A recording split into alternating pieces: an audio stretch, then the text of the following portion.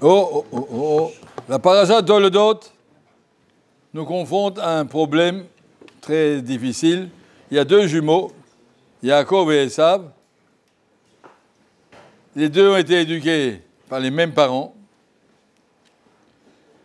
les mêmes écoles, les mêmes amis. Vaïkdelou Anaharim.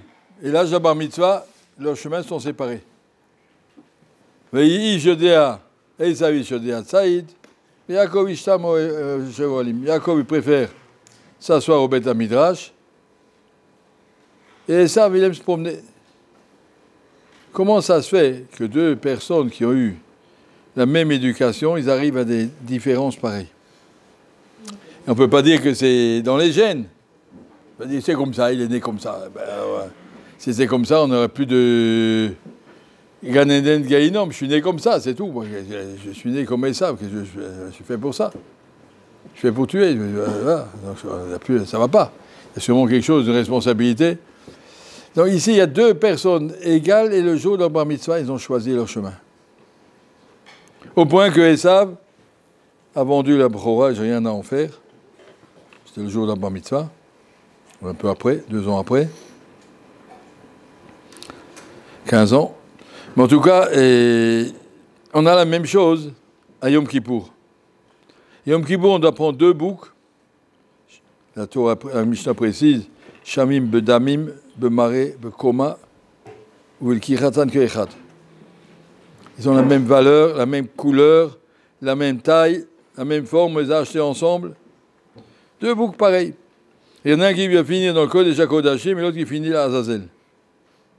C'est les mêmes.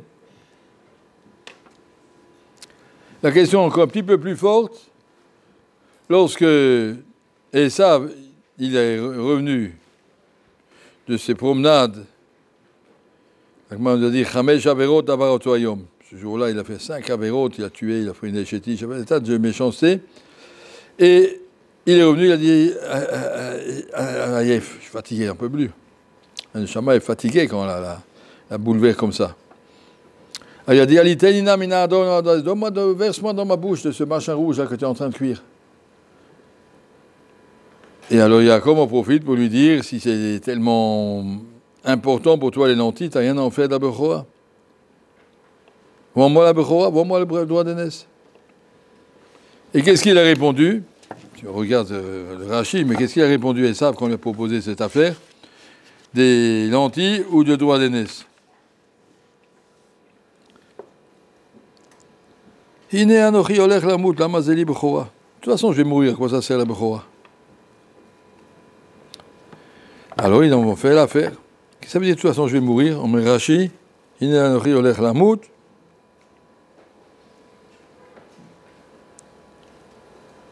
Matiba chez la Vodazou. C'est quoi le Bechora? Il a dit à Yaakov. C'est quoi le Bechora que tu veux m'acheter? Amarlo kama azarot vonshim imitot luimbo. Il a dit, sache que c'est un truc très dangereux. Un Bechora, ça veut dire un travail au Beth Amikdash. Et tas de petites erreurs sur lesquelles une chayav mita. Velu venshim mita. Il y a une poéro, je l'amène à Mishnah là-bas, qui dit combien de choses graves peuvent se passer s'il y a une petite erreur au Beth Amikdash. Fais attention, tu veux prendre ça, sache que ce n'est pas une villégiature, c'est vraiment un travail à une très grande responsabilité. Amar ani oler la mout aliada, imken machafes li bezeh, j'ai un enfer. La Gemara nous dit, imroy adam sheilso mitgaber alav, quand quelqu'un se rend compte que son yetzer veut le prendre, alors il doit essayer de lui parler. Kriyat Shema. Sinon, tu dois te répéter encore un petit peu les bases de la Emouna, pourquoi tu vis. Ça ne suffit pas. Il y a ce qui est l'oyom amavet.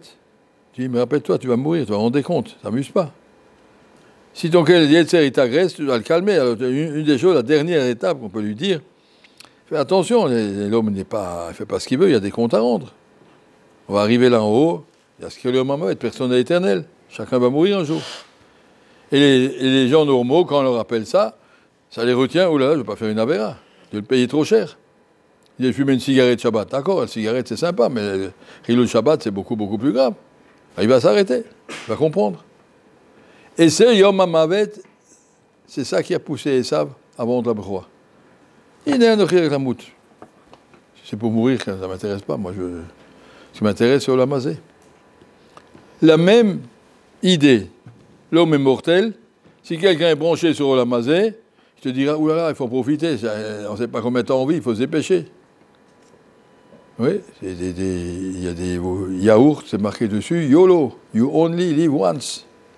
Profite d'un yaourt, tu vis qu'une seule fois, tu risques de mourir sans manger ton yaourt, c'est dommage. Il y a des... Je crois que sur les Mercedes, c'est marqué dessus, c'est ça. Hein. Et...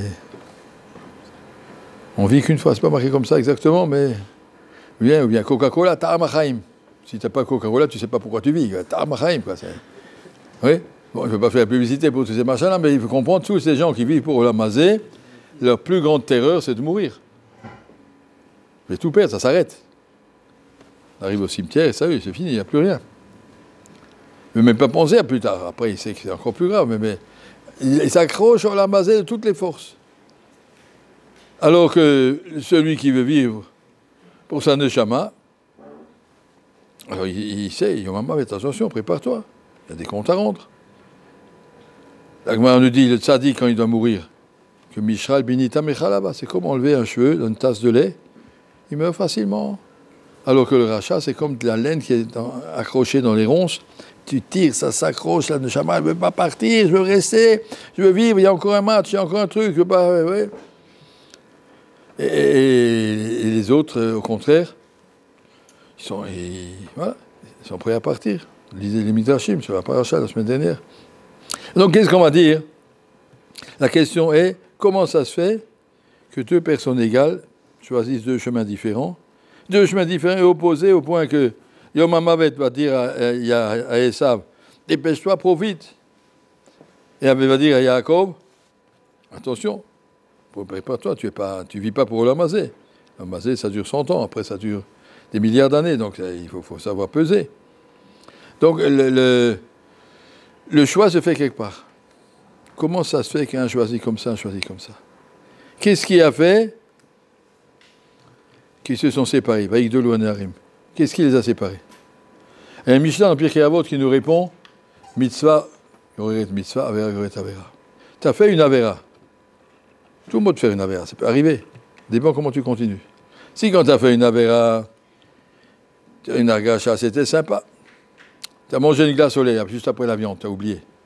Je dis bon, il ne fallait pas, mais enfin, c'était bon. C'était bon. Tu ne penses même pas à faire tchouva, quoi. Tu dis, bah, ça. Une avera comme ça, tu en appelleras une autre et tu rentres dans un engrenage. Si quelqu'un te fait une bêtise, tu t'arrêtes, tu dis, oh là là, j'aurais pas dû, c'est grave, je demande pardon, il faut que je fasse attention que ça ne m'arrive plus.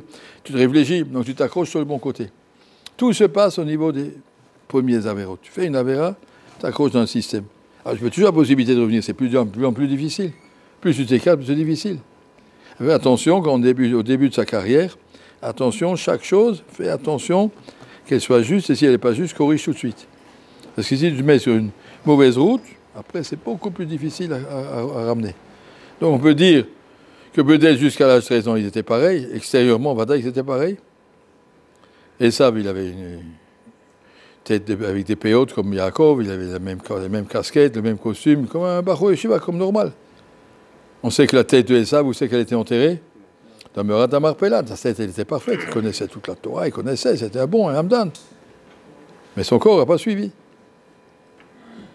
Et le travail, si on est conscient de la Bechira, regarde ce qui peut faire une différence entre deux personnes pareilles, ça peut changer. Tu as deux chavrutot, les deux ils sont mêmes, les deux ils ont les mêmes notes en mifranim. Et peu à peu, il y en a un qui craque et un qui réussit. Comment ça se fait? Parce que celui-là, il a le Olam Hazé dans son cœur et celui-là, il ne l'a pas. Celui qui a le Olam Hazé dans son cœur, ça deviendra difficile à Gemara, et puis je ne kiffe plus, j'en peux plus, voilà. Puis après, on le verra, à la fin de l'année, on ne le verra plus. Et l'autre, il a commencé à réfléchir à ce que c'est le sens de la vie. Et chaque fila, c'est une fila, et chaque torso, c'est un torso, et il avance, et il progresse, et il peut en sortir. Donc ça, c'est ce qu'il faut faire attention, c'est dans le départ. Là où les chemins se séparent, on peut toujours revenir. Les deux, il n'y a aucun qui est sûr, je suis sur un chemin, et je ne changerai plus. Tout le monde peut changer. Il y en a qui étaient Kohen Gadol pendant 80 ans, après il est devenu Tsuduki. Ça peut arriver à tous les niveaux. Mais normalement, tu es sur une route, tu devrais continuer. Le Yetzer, il n'arrivera pas à te changer tellement fort, facilement, dans les deux sens. Et donc, voilà ce qu'on doit voir ici de ces deux jumeaux. Et comprendre qu'on est tous, en vérité, j'ai deux jumeaux dans mon cœur.